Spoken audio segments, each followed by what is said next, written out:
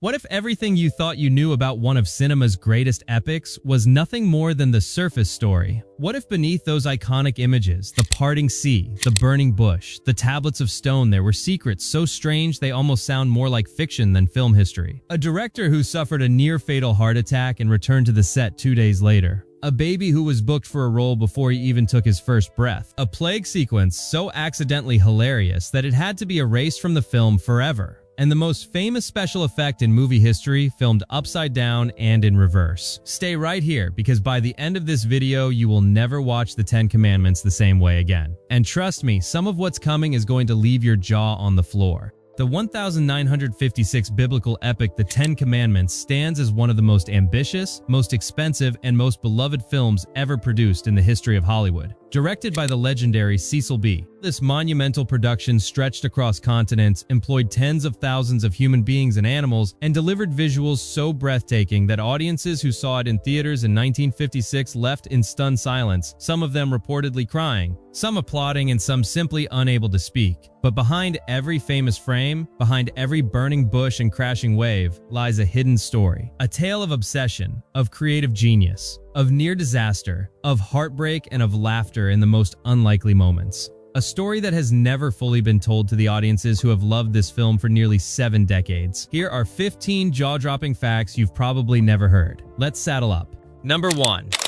When Cecil B began the search for the man who would carry the entire weight of the 10 Commandments on his shoulders, he didn't find his Moses through ordinary casting calls or screen tests alone. The decision was made, at least in meaningful part, because of a nose. DeMille was reportedly struck by the realization that a particular actor bore an almost supernatural resemblance to one of the most celebrated sculptures in the entire history of human art, Michelangelo's breathtaking marble statue of Moses, permanently housed in the Church of San Pietro in Vincoli in Rome. This ancient masterpiece, completed in the early 1500s, depicts the prophet with an expression of fierce, commanding authority, bearded, muscular, and radiating a kind of divine intensity that no painter or sculptor before or since has quite matched. DeMille was so captivated by the resemblance he perceived that he reportedly took a standard publicity photograph of the actor in question and physically sketched a beard over the face with a pencil, just to test the likeness under those conditions. What he saw confirmed something he felt instinctively: the bone structure, the commanding height, the sharp and prominent features, and yes, even a similarly prominent and slightly irregular nose seemed to echo the ancient sculpture in a way that bordered on the uncanny.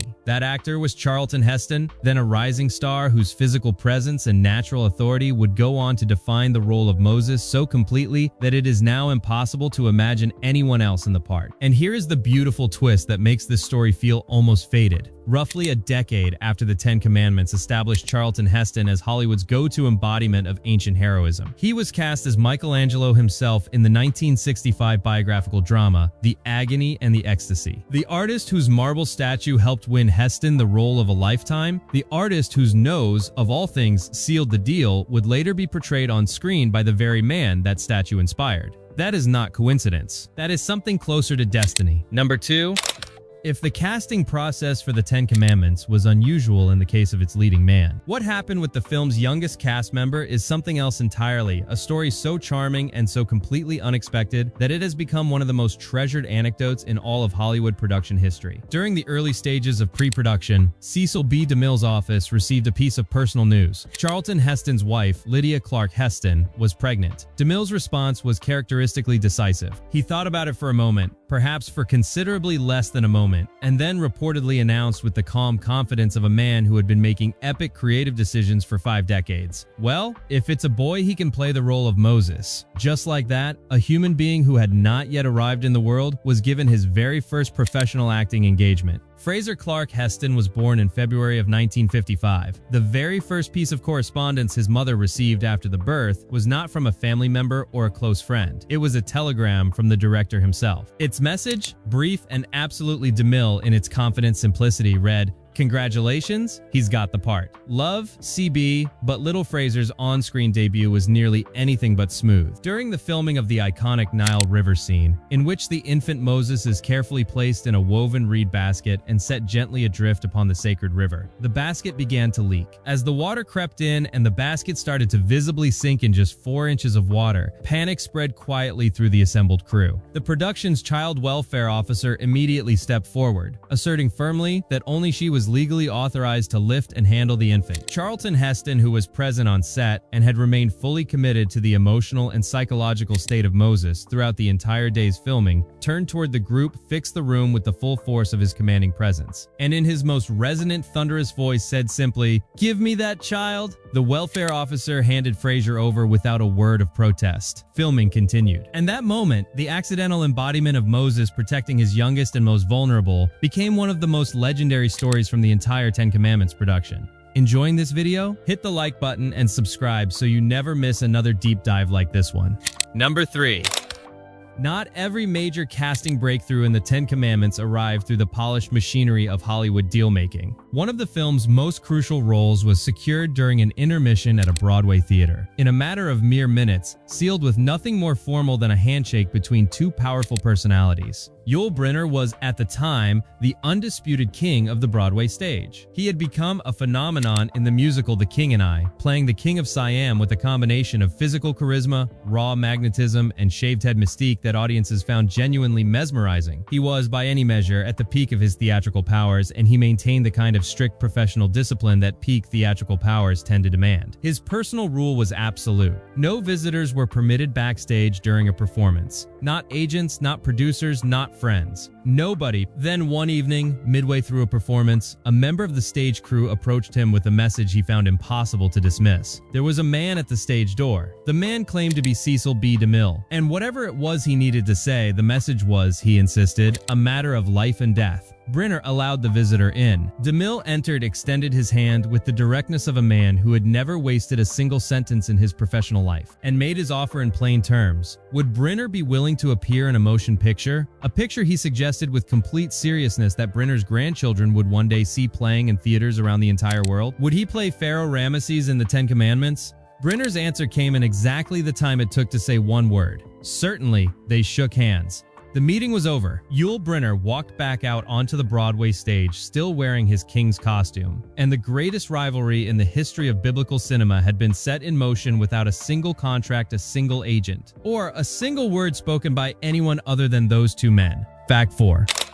When Cecil B. DeMille committed to telling the story of Moses, he made clear from the very beginning that he was not interested in simulating the ancient world on a Hollywood backlot. He wanted to film where history had actually happened. And so, in 1954, one of the most ambitious production caravans ever assembled in the history of American cinema set out across the Mediterranean toward Egypt and the Sinai Peninsula. The sheer logistics of what this undertaking required were staggering by any standard. Cast, crew, and an enormous army of technical personnel traveled to Egypt and set up operations in the desert. Joining them were thousands of costumes, cameras, rigging equipment, props, and thousands of live animals. The production brought camels, horses, and oxen into the desert in numbers that would have been extraordinary even by the standards of the ancient world the film was depicting. For the great Exodus sequence, the pivotal moment where the freed Hebrew people pour out of Egypt in an unstoppable human tide, DeMille employed somewhere in the region of 25,000 human extras and approximately 15,000 animals. He coordinated this enormous moving multitude from a crane suspended high above the desert floor, shouting directions through a megaphone and relaying commands to section leaders via shortwave radio. The result was one of the largest crowd scenes ever committed to film in the history of the medium. The technology itself struggled to keep up. The delicate VistaVision cameras that DeMille had chosen to capture his epic, cameras that could deliver the widescreen grandeur the scale of the production demanded, had to be completely disassembled and thoroughly cleaned every single night. The fine Egyptian desert dust was so pervasive and so abrasive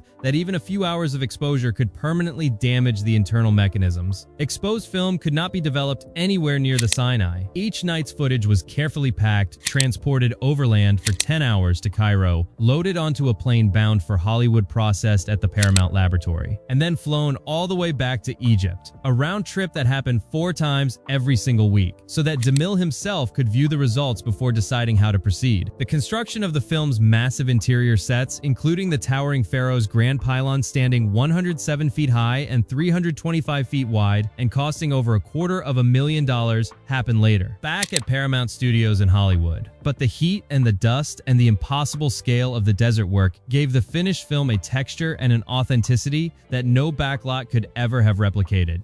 Number 5.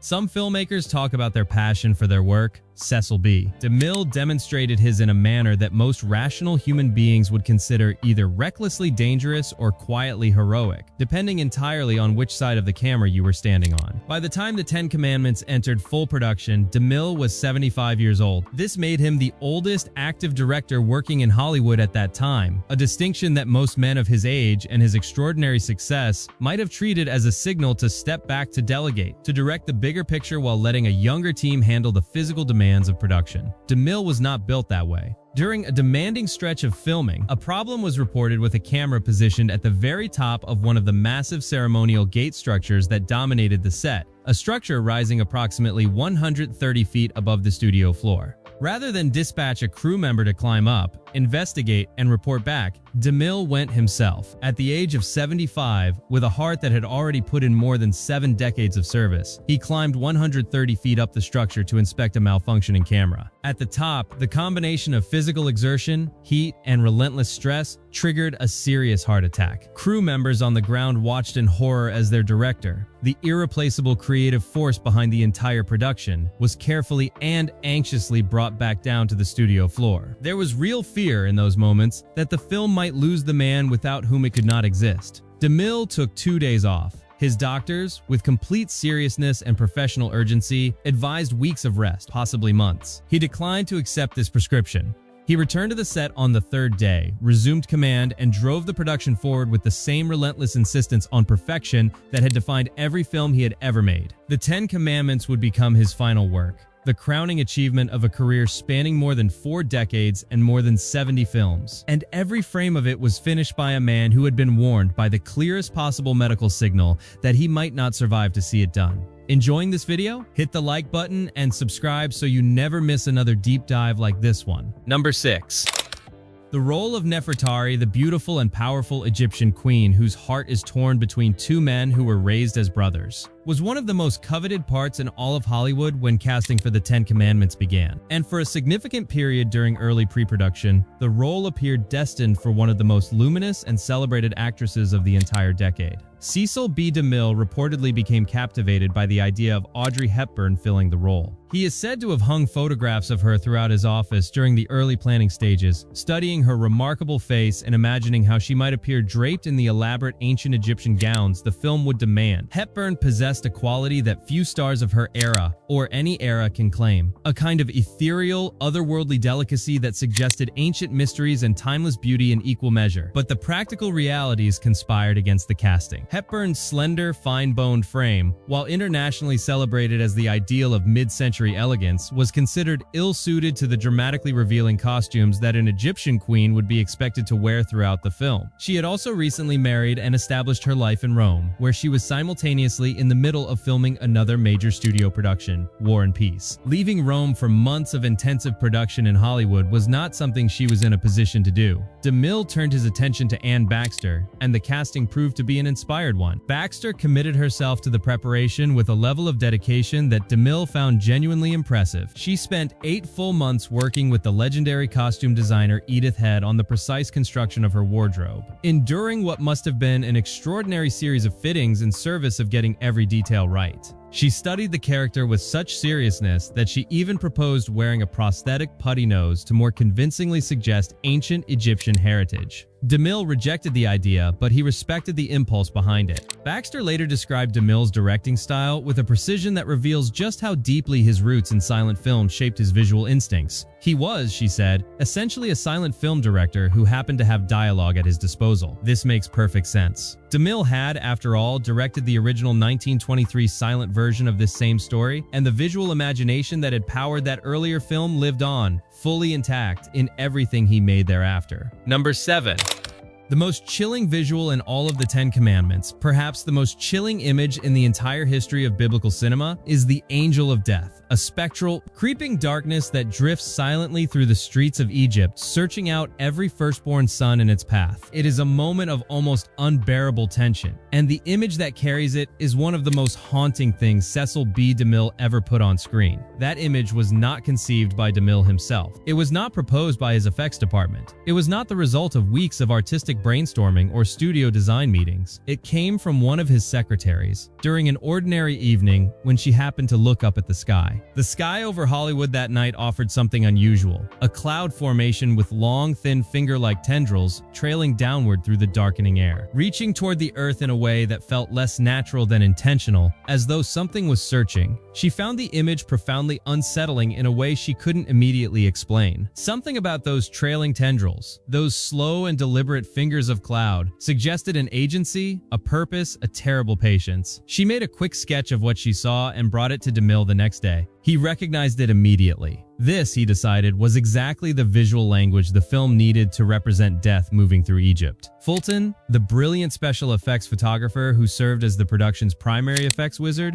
took that secretary's sketch and began the painstaking work of translating it into filmed reality. The result was achieved through careful layers of smoke elements photographed against controlled backgrounds, then combined in the optical department through a sophisticated compositing process that gave the final image its eerie, living quality, a thing that moved like weather and killed like something far older. For the storm clouds seen during the parting of the Red Sea, similar techniques were employed. White smoke filmed against translucent backing material, then given color and depth through optical work in post-production. But it all started with a woman looking up at the sky on an ordinary evening and thinking that looks like something terrible and beautiful, which, in the world of Cecil B, was exactly the kind of thought that made the impossible possible. Number 8.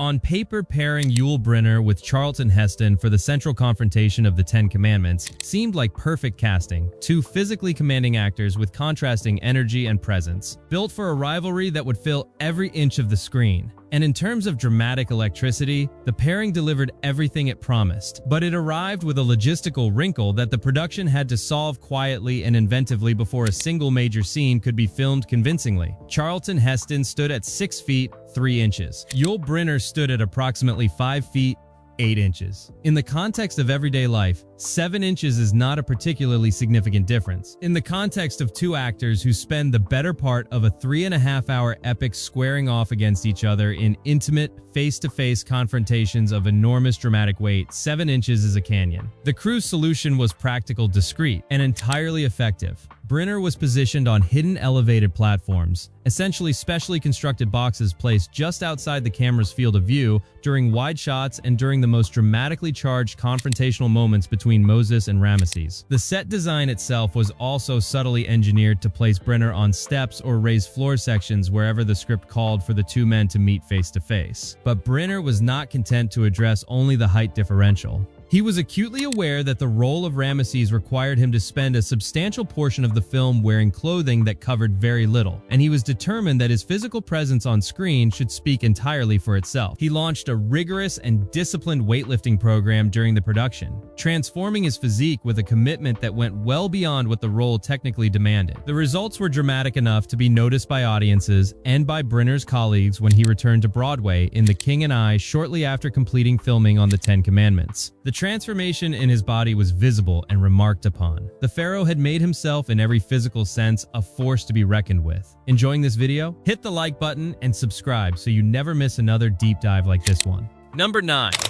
One of the most persistent visual challenges facing any film set in ancient Egypt is a straightforward one. Most Hollywood actors of any era simply do not look particularly Egyptian. DeMille was deeply aware of this, and he was determined to address it as directly as the available technology of the mid-1950s allowed. His solution was both innovative and, by all accounts, genuinely uncomfortable. He required several of the film's principal cast members to wear specially tinted brown contact lenses throughout filming. The goal was to give their eyes the darker, warmer appearance that would more convincingly suggest ancient North African heritage beneath the elaborate costumes, wigs, and makeup the production demanded. The list of actors required to wear them included Anne Baxter as Nefertari, John Derek as Joshua, Deborah Paget as the enslaved Hebrew girl Lilia, and Nina Foch as the Egyptian princess Bithiah. Contact lens technology in 1955 was rudimentary compared to what we use today. The lenses were inflexible, prone to drying out under the intense heat of studio lighting, and difficult to keep comfortably in position during the long shooting days that the production's ambitious schedule demanded. Actors who wore them throughout the day frequently complained of irritation, dryness, and the general misery of having a primitive piece of plastic sitting directly on their eye for hours at a time. Yvonne De Carlo, cast in the pivotal role of Sephora, the Midianite woman who becomes Moses' devoted wife, was originally subject to the same requirement. She dutifully attempted to wear her assigned lenses. The lenses had their own opinion about this arrangement. They repeatedly slipped out of position during filming, popping free at moments that were impossible to ignore on camera, and requiring the scene to be interrupted and reset. After enough of these incidents, DeMille arrived at a creative decision that was born from practical frustration but resulted in something genuinely beautiful. He simply stopped requiring De Carlo to wear the lenses at all. Her natural eye color, a vivid, luminous green, was, he concluded,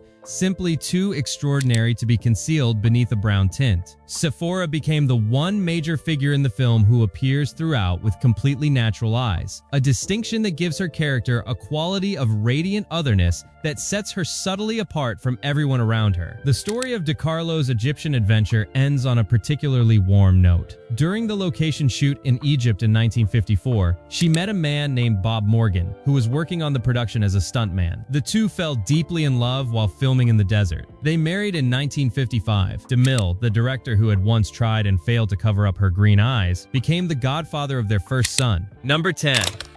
Behind every great hero, cinema demands a great villain. In the Ten Commandments, one of the most memorably menacing antagonists is the master builder Baca, a man of enormous physical power and casual cruelty, who treats the enslaved Hebrew workers under his command as tools to be used up and discarded. The role needed to be played by someone capable of generating genuine hatred in an audience without resorting to broad theatrical villainy. It needed understatement with an edge of ice. The role attracted the personal attention of one of Hollywood's most accomplished and respected character actors, Basil Rathbone, whose name was almost synonymous with the role of Sherlock Holmes in the minds of audiences worldwide. Rathbone was not a man who typically made direct appeals for roles he wanted. His professional stature was such that the roles generally came to him. But for this film, for this specific part, in what he believed would be the crowning achievement of Cecil B. DeMille's legendary career, he made an exception. He wrote a personal letter to DeMille making his case. The letter was candid, dignified, and touched with self-awareness. Rathbone acknowledged openly that he understood this was likely to be DeMille's final production. He knew the script contained what he described with his characteristic dry wit as a particularly rich villain, a proper heel, as he put it. He wanted the role for the historical record. He wanted to be part of something he knew would matter. It was a gracious and honest appeal from a man who understood exactly what the film represented. DeMille cast Vincent Price instead. Price brought to Baca a quality that went beyond simple menace, a kind of smooth, aristocratic contempt that made the character feel simultaneously repellent and fascinating. Where another actor might have played the role as straightforwardly brutal, Price gave Baca an almost theatrical self-satisfaction, a man who takes genuine pleasure in the exercise of cruelty. It was perfect casting, and it remains one of Price's most underrated performances in a career full of memorable villains. Rathbone was gracious about the outcome. The role that defined that corner of the film simply required something other than what he offered, and DeMille, for all his faults, was rarely wrong about such things. Number 11.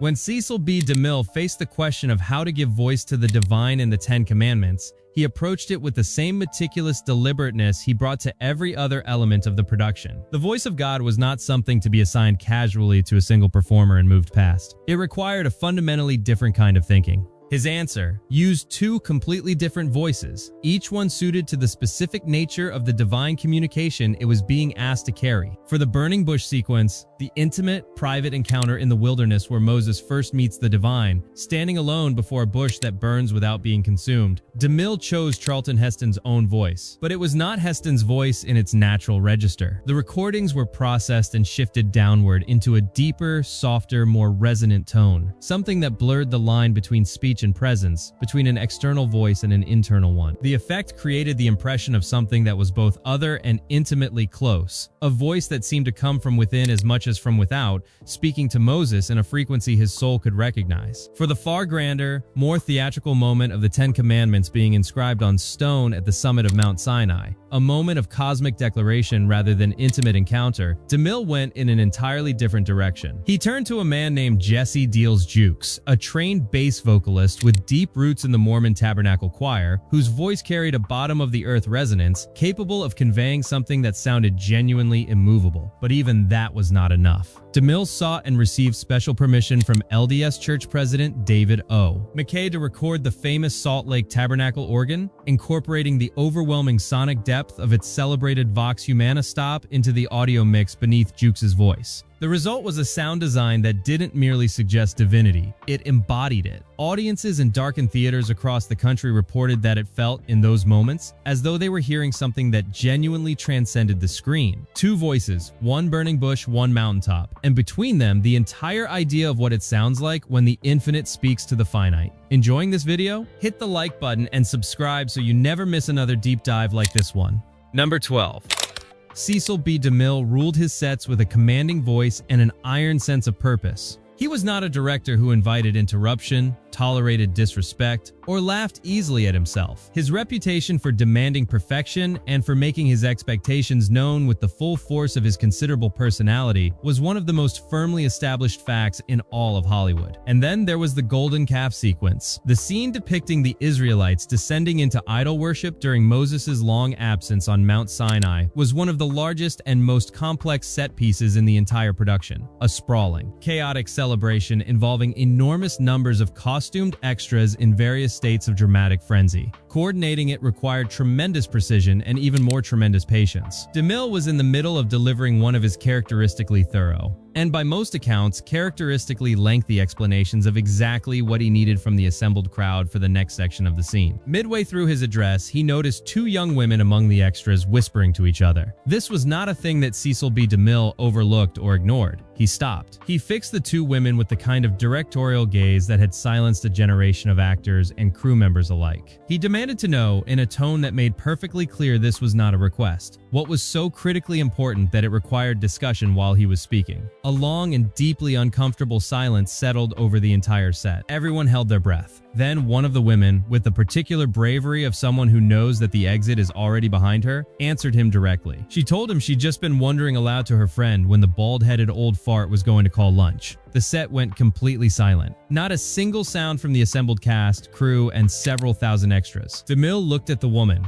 He raised his megaphone, and in his most commanding voice, the same voice that had organized crowds of 25,000 people in the Sinai Desert and climbed 130 feet up a gate to inspect a broken camera, he announced a single decisive word. Lunch! The set erupted. Cast, crew, extras, every single person present dissolved into helpless, relieved, delighted laughter. And the story has been told and retold by everyone who witnessed it for the 7 decades since. It is, by any measure, the single funniest moment in the production history of one of the most serious films ever made. Number 13.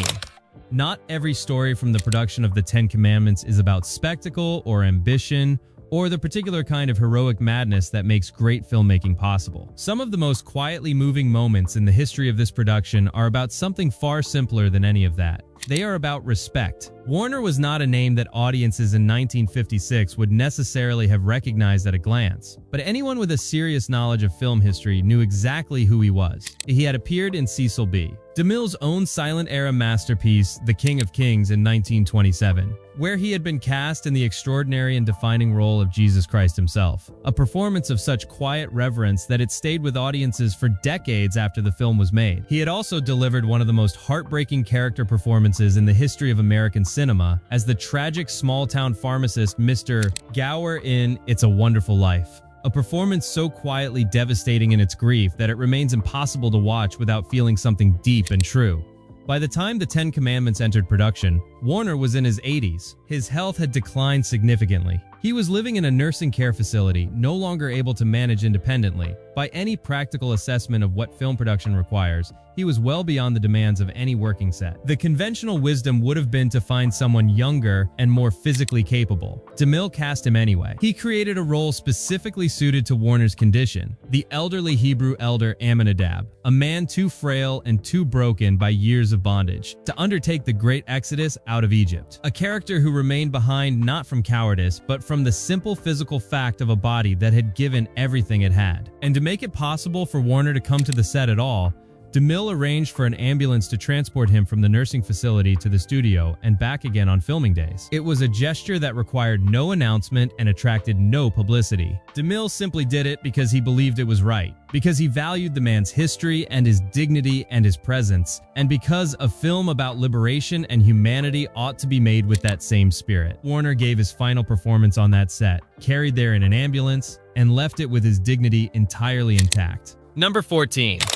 The Ten Commandments depicts the divine plagues visited upon ancient Egypt with tremendous dramatic authority. Towering darkness, rivers turned to blood, storms of fire, the chilling drift of the angel of death through silent streets. Each of these sequences was crafted by Cecil B. DeMille and his effects team with the kind of visual seriousness that makes them feel, even today, genuinely formidable. But there is one plague you will search for in vain in the finished film. It was shot. It was staged at considerable time and expense, and it was then quietly cut from the production and never spoken of publicly for years afterward. The Plague of Frogs. According to accounts from those involved in the production, the sequence was filmed exactly as the biblical text demanded. Swarms of actual frogs were released to leap from the waters of the Nile and cascade through the grand formal halls of Pharaoh's palace, pursuing the Queen Nefertari and her attendants through the corridors in what was intended to be a sequence of divine horror, a plague that would demonstrate through sheer amphibious volume the irresistible power of heaven over even the mightiest earthly ruler. When the footage was screened for DeMille and the production team, the reaction in the room was not the one anyone had been hoping for. The frogs were funny, not unsettling, not frightening, not remotely suggestive of divine retribution or the wrath of heaven. The frogs hopped and bounced and scattered with an energy that was, by all accounts, more reminiscent of a slapstick comedy routine than a biblical catastrophe. The harder the production tried to present the sequence as terrifying, the more irresistibly ridiculous the frogs became.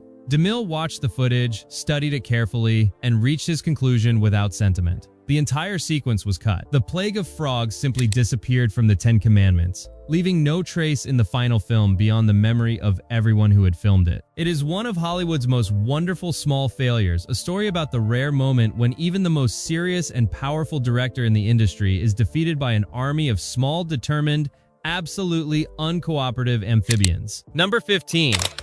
And here we arrive at the moment that has lived in the memory of every person who has ever seen it. The image that generations of moviegoers describe as genuinely breathtaking even decades after first encountering it, even knowing now that it was accomplished in a Hollywood studio without a single drop of real seawater. The parting of the Red Sea. What Cecil B. DeMille and his extraordinary effects team accomplished in 1956 stands, even by modern standards, as one of the most technically ambitious and creatively ingenious achievements in the entire history of filmmaking, and the methods they used to pull it off are more remarkable than most people realize. The sequence required 6 months of dedicated effects work, 6 months in which John P. Fulton and his team assembled nearly 30 separate visual elements that would ultimately be combined into a single, seamless miracle. Location footage shot in Egypt, miniature models photographed on controlled stages, hand-painted matte paintings crafted with extraordinary precision, complex traveling mats, separately filmed storm clouds. Each element was shot, refined, and then painstakingly layered on top of the others until the composite held together convincingly. The budget for this single sequence alone reached approximately $1 million in 1956, a figure that represents a genuinely staggering investment in a single scene. On the backlot of Paramount Studios in Hollywood, the crew constructed enormous dump tanks and a long, carefully engineered trough designed to hold thousands of gallons of water. The water itself was specially treated,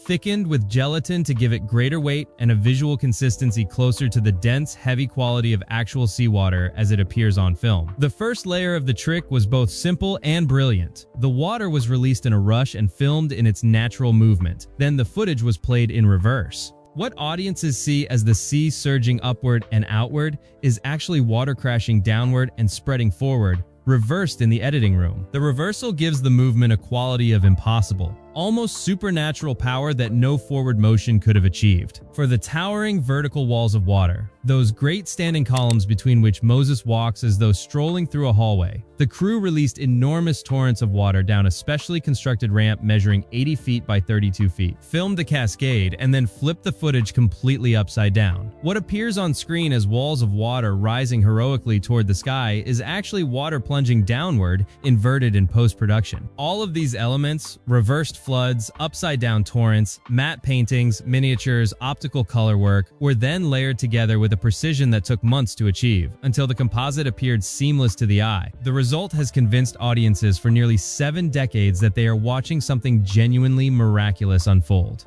It is, in the truest sense of the word, a miracle, not of divine intervention, but of human imagination, applied without limit and without apology to the single greatest scene in the single greatest biblical film ever made. Enjoying this video? Hit the like button and subscribe so you never miss another deep dive like this one. And there you have it, 15 stories from behind the camera of one of Hollywood's greatest and most enduring epics. From a nose that chose a leading man, to a baby booked before his birth, to a heart attack that didn't stop a director, to a swarm of frogs that turned a plague into a comedy. The Ten Commandments is as astonishing a production story as the film itself is a viewing experience. If you made it all the way to the end of this video, thank you, genuinely. If any of these facts surprised you or changed the way you think about this classic film, share it with someone who loves movie history. Every like and every subscription makes it possible to keep digging into stories like these. Until next time, so let it be written, so let it be done.